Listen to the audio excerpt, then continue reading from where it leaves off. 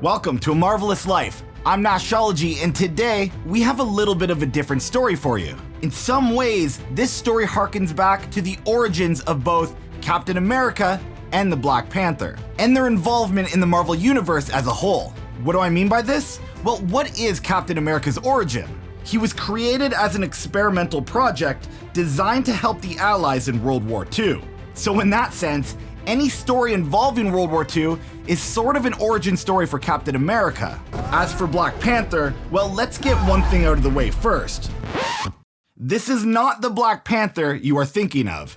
This is probably not even the second Black Panther you're thinking of. This Black Panther is King Azuri, grandfather to T'Challa. You see, this story, set in World War II, sees Captain America's first run-in with the nation of Wakanda, and the mythos of the Black Panther. More importantly, this story also explores Captain America's earliest days as a representation of the American dream. So early, in fact, that Nick Fury, the man who knows pretty much everything, doesn't even know who Steve Rogers is. That's right, chronologically speaking, this is one of the earliest Captain America stories ever told. Have you ever wondered why Bucky Barnes was placed as Cap's partner in the first place? How about why Captain America's shield is round? The answers to both of these questions will be found in this story. So if you're a fan of Captain America, and I mean, who isn't, or if you simply want to explore the nation of Wakanda in a little more detail, this story is for you. And as expected, you can't have a World War II story without the inclusion of the Red Skull and his army of Nazi Chads. So, without further ado, this is the story of Captain America and the Black Panther, Flags of Our Fathers.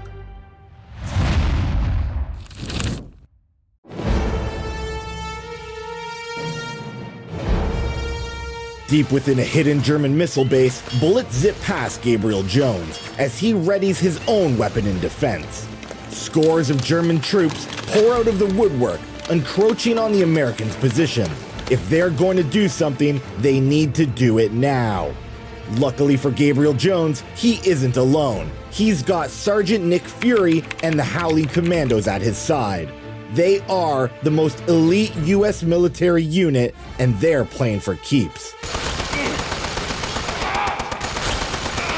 As the German force advances through the facility, the commandos realize they are vastly outnumbered.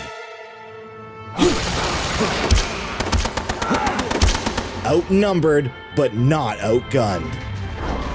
Stopping the progress of the Germans is a man dressed in red, white, and blue. A man with the strength of 20 men. The commandos look on in awe as the man seamlessly defeats scores of German soldiers. Whoever this man is, thank God he's on our side. Taking advantage of the turning tides, the Howling Commandos spring to action. All-out war spills out within the facility.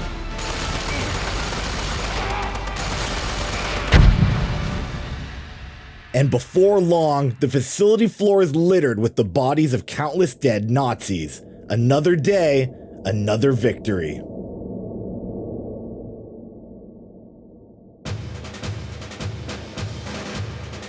As the high-ranking members of Germany's offensive stand at attention, Adolf Hitler lambasts them for their defeat.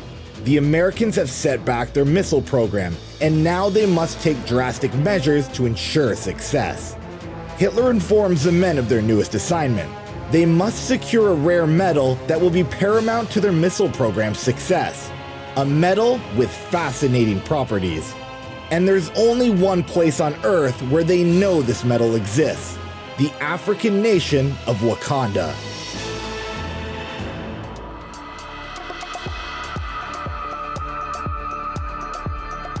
As the Howling Commanders enter Wakandan airspace, Captain America is met with a strong gust of wind as he pops open the plane's side hatch.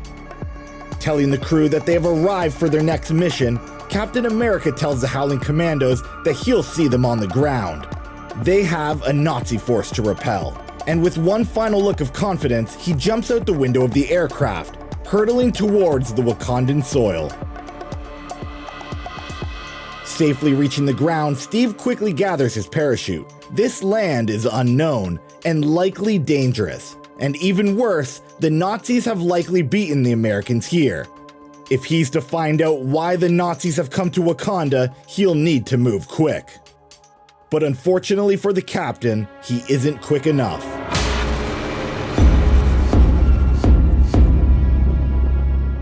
With the look of horror on his face, Captain America turns around to see the face of the perpetrator behind these killings. Dressed completely in black, the man of Wakanda steps forward. This is his land, and these are his people. Not one more step, American. Upset that he is now unable to question the Germans, Captain America tells the man that he has to answer for these deaths. Turning his back, the Wakandan defiantly states that no man shall make requests of the Black Panther. It's time you leave. As quickly as the Black Panther appeared, the captain is suddenly surrounded by an army of Wakandans. Approaching the Black Panther, Steve tells him that the world is at war. He needs to pick a side. If they don't, Wakanda will be dragged into the middle, just like everyone else. Placing his finger on the man's shoulder, the captain tells the Black Panther that he needs to listen. A mistake that he will only make once. Without warning, the captain is kicked back with the force of a speeding truck. Approaching, the Black Panther says it's time for the American to learn his place.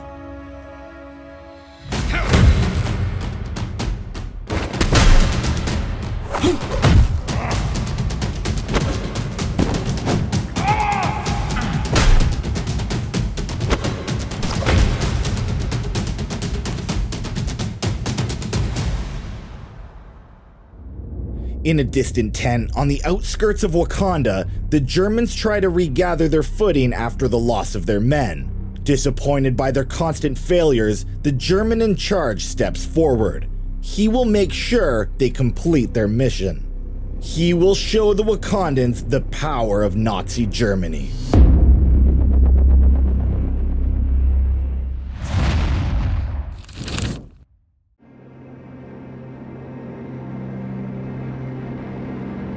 As the Nazi camp fuels their tanks and ready their weapons, the looming figures of the German high command prepare for their invasion of Wakanda. To win the war, Hitler needs the Vibranium. To get the Vibranium, we need to kill every Wakandan we can find. With Baron von Strucker and the Red Skull helming the invasion of Wakanda, there is absolutely no way the Germans can fail. In the world of Captain America, you can do no worse than the Red Skull and Baron von Strucker. Baron von Strucker is a high-ranking member of the Nazi Party and is responsible for the modern incarnation of Hydra. MCU fans, you may recognize him in Avengers Age of Ultron, where he was responsible for the human experimentation conducted on Wanda and Pietro Maximoff. That's right, you can pretty much blame Strucker for this. What mouth?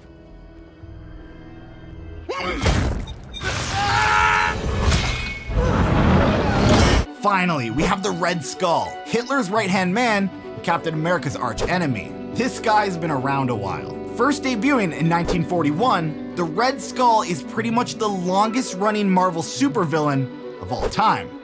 Much respect. Hail Hydra. As the Howling Commandos sit around a buffet of warm Wakandan delicacies, Nick Fury wonders why they've been accepted as guests. Looking over at the newly acquainted duo, Fury wonders how this alliance will affect the war.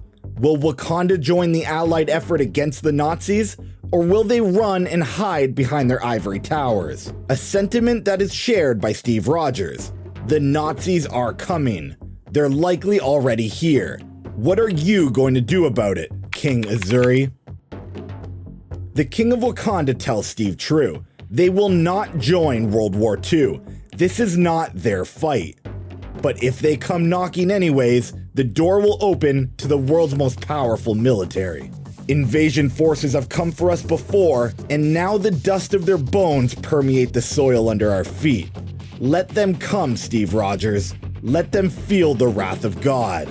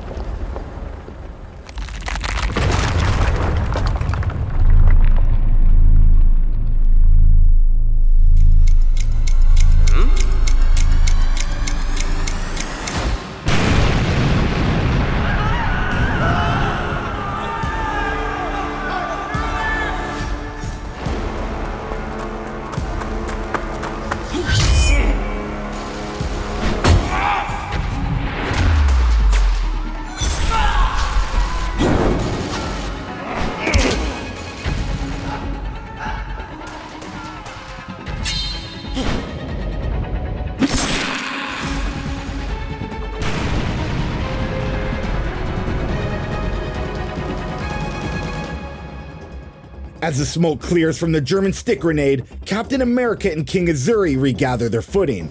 The Nazi force is coming in hard. They will not give up easily.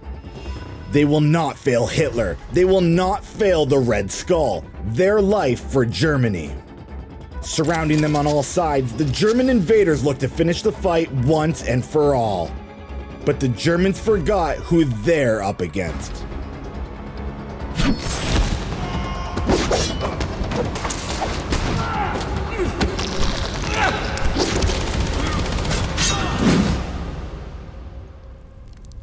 As the sounds of screaming fades into the distance, the Wakandan soil is saturated with German blood.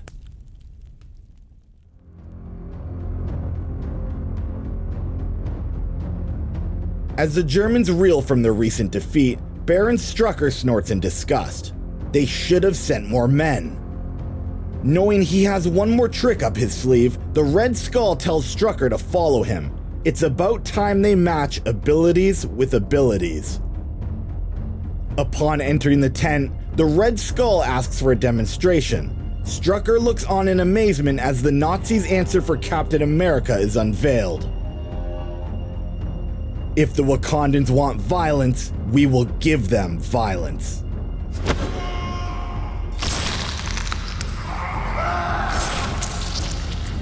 As the bloody demonstration reaches its violent conclusion, the Red Skull cracks a smile. Let's see how Wakanda fares against German superiority.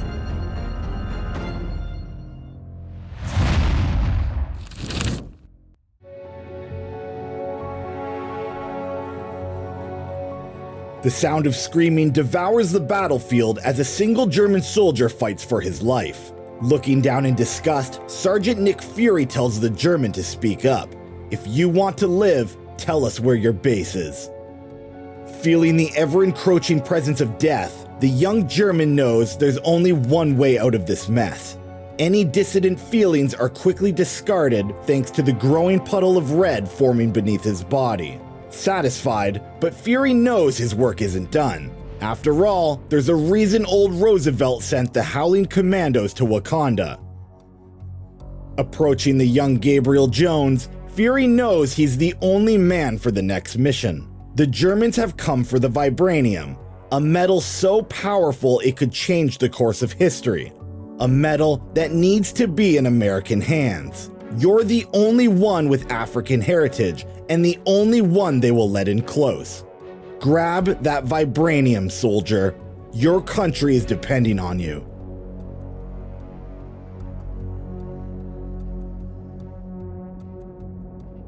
As Captain America recalls the bloody events of yesterday, he hears a knock at his door.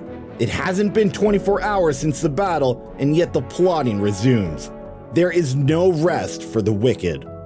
Cutting right to the chase, Nick Fury tells Steve why he's really here. His mission is different than Captain America's. He's here for the Vibranium, and he needs Cap's help. Looking down in disappointment, Cap tells Fury that when America is involved, subterfuge is present. No, I will not spit in King Azuri's face. We will not disrespect our host. Knowing too well that Steve stands on moral high ground, Fury decides against a rebuttal. Thankfully, Plan B is already in motion. Godspeed, Gabriel Jones. As Gabriel approaches the Great Mound, he feels the energy emanating through his body. He must be getting close to the Vibranium. He can practically feel it. Upon arriving at the Great Mound, Gabriel takes stock of the situation. There's no way he can steal the Vibranium without anyone noticing. The mound is too heavily fortified.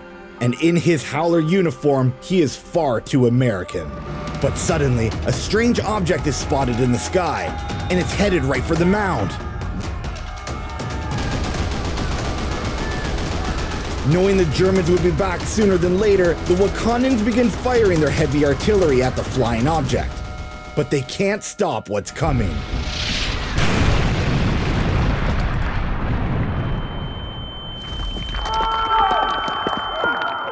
As the ringing of his ears drown out all the Wakandan screams, Gabriel Jones looks up to see the culprit behind the attack.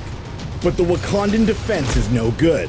The superpower Nazi is far too powerful for the defenders of the Vibranium. As the Nazi slaughters all the Wakandan guards, he throws Gabriel to the floor. Looking down, the Nazi tells the American to say his prayers to whatever god he chooses. Looking up in defiance, Gabriel tells the Nazi super soldier to say his prayers too, as he sees the Wakandan plane flying directly at them. With little hope of survival, Gabriel jumps to cover with only seconds to spare, as the German turns around and meets the plane head-on.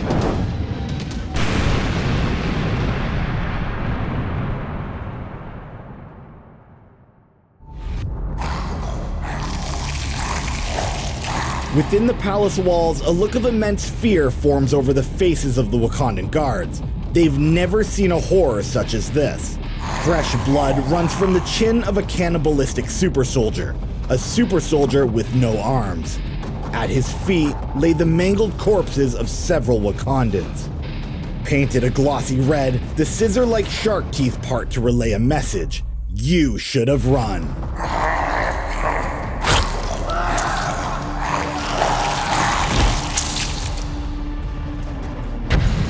As the siege of Wakanda is underway, King Azuri's family runs from the palace. It's no longer safe. They need to find shelter. The king's eldest son, T'Chaka, decides to find his father. If anyone is going to keep them safe, it's him. As T'Chaka runs off, his mother screams for him to return. He cannot leave the palace. The king will come to them as soon as he can. They need to stay together. But it's too late, as the cannibalistic animal has found his next prey.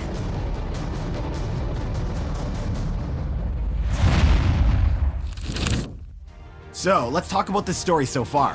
In order to complete their intercontinental missile system, the German army needs Vibranium. Lots of Vibranium. Naturally, this brings them to the only known location where it can be found, Wakanda. Following close behind are the Americans, but their goals do not align. Captain America is sent to stop the Nazi invasion, while Nick Fury and the Howling Commandos are there to steal a sample of Vibranium for the US government. After a brutal ass-kicking at the beginning of the story, the Red Skull has decided to send his own super soldiers with one goal in mind: kill every Wakandan they can find. And in case you're wondering, yes, these Nazi super soldiers do have names. And no, I'm not gonna state them in this video, because their names are really f***ing embarrassing. On we go. As fire and brimstone spread across the courtyard, Gabriel Jones runs for safety. The hot embers graze past his face as the destruction looms ever closer. But luckily for Jones, he was the top of his class and his athletics are second to none. Reaching safety, he breathes a sigh of relief. But his lucky streak continues as the bright shine of an object catches his gaze. Looking down, he is overtaken by the beauty of this unknown item. Vibranium, it must be. So, this is what everyone is fighting over. This is why the Germans have invaded Wakanda. And this is why the Wakandans bravely fight to the death. For this rock. Examining the mysterious metal, Gabriel Jones knows he holds the secret to the future in his hand. If he completes this mission, Wakanda's dominance will wane.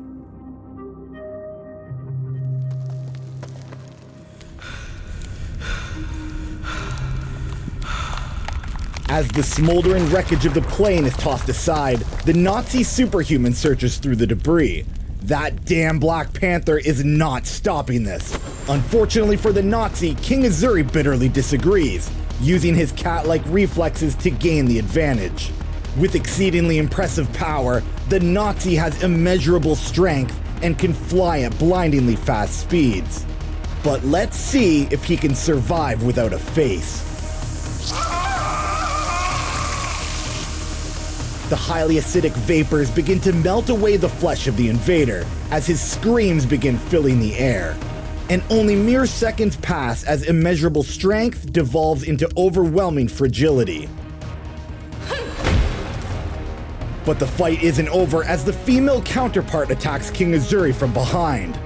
Not willing to let the Wakandan king take out 2 members of the Aryan race, the woman moves in for a second strike, but is quickly dispatched by the superior Black Panther. In fact, she never remotely stood a chance.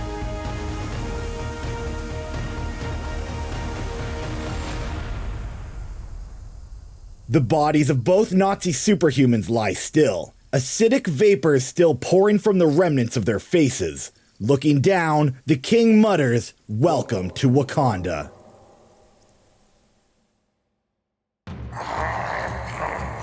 Standing over the still-breathing body of King Azuri's eldest son, the last of the Nazi superhumans prepares for his next meal. If the German army is to provide a devastating blow to Wakanda, then what better way than to kill the king's bloodline? The creature begins salivating at the mere thought of royal blood. Screaming for her son's life, the queen pleads for his safety. He's just a boy. He has nothing to do with this war. But the cannibal doesn't care. He just wants to taste royal flesh. And he's not going home empty-handed. As the smoke from his gun barrel dissipates into the open air, Gabriel Jones steps out from behind cover. If he had been any slower, the future of Wakanda would have been forever changed. With the royal children safe, the Queen thanks Gabriel for his actions, but the celebration is cut short. He and Captain America are needed elsewhere. The Howling Commandos might be in trouble.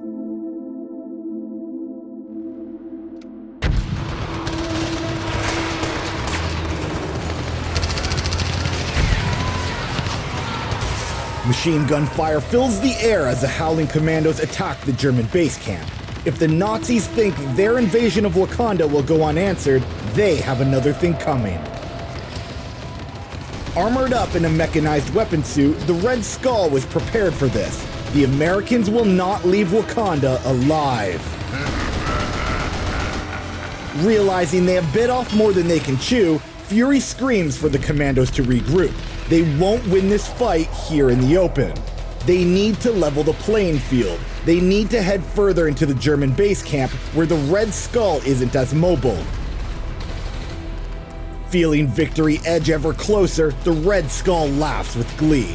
He knows the Americans can't run forever. The invasion of Wakanda is almost complete. Back at the command tent, Strucker patiently waits for the gunfire to stop. Surely the Red Skull was successful. There's no way Nick Fury made it out alive. But his thoughts are immediately put to rest as Fury quickly overtakes the command tent. But as both men draw their weapons, neither is able to pull the trigger. As the Red Skull interrupts the showdown, guns blazing. He will take down Fury and the Commandos regardless of who gets caught in the crossfire. But one way or another, only one side will reach victory.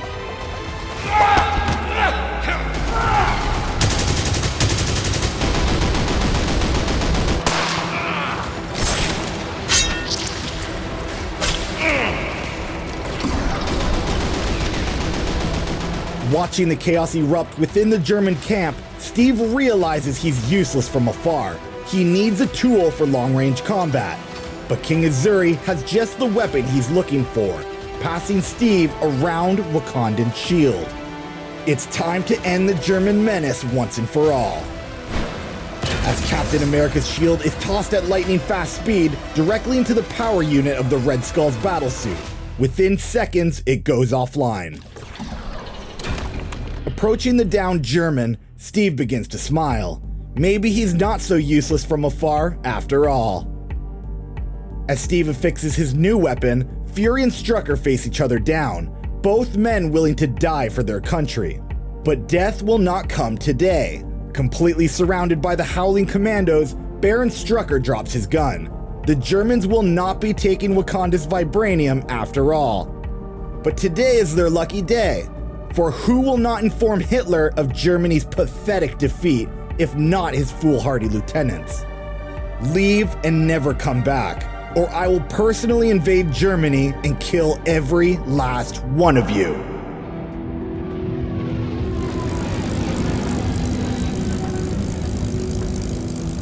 As the Howling Commandos fly back to America, Nick Fury sits down beside Gabriel. Before the invasion, Fury gave him an important mission. A mission that could set America on the path of global dominance. All he needed was a sample of Vibranium. With his head hung in shame, Gabriel tells his sergeant that he failed the mission. He never got close to the Vibranium. Looks like Wakanda will keep their technology secret after all. As Fury walks away in anger, Gabriel smiles. The Wakandans are good people. It's the rest of the world that's the problem.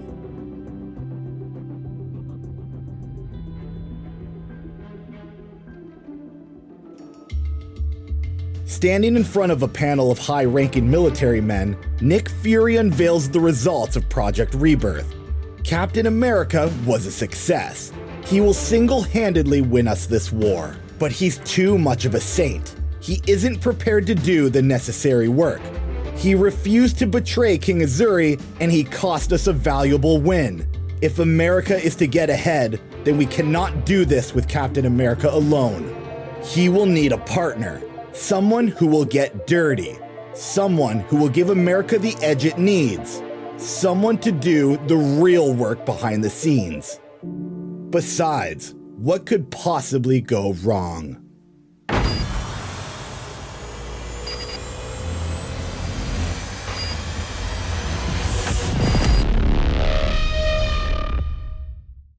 And there we have it. As you can see, the implications of this story are far-reaching. Up until the invasion of Wakanda, Captain America never needed a long-range weapon, until he realized he could reshape his weapon to carry out a secondary purpose. We also learned about Cap's moralistic stance. He sees the world both in black and white, and he's not willing to toe that line for the greater good.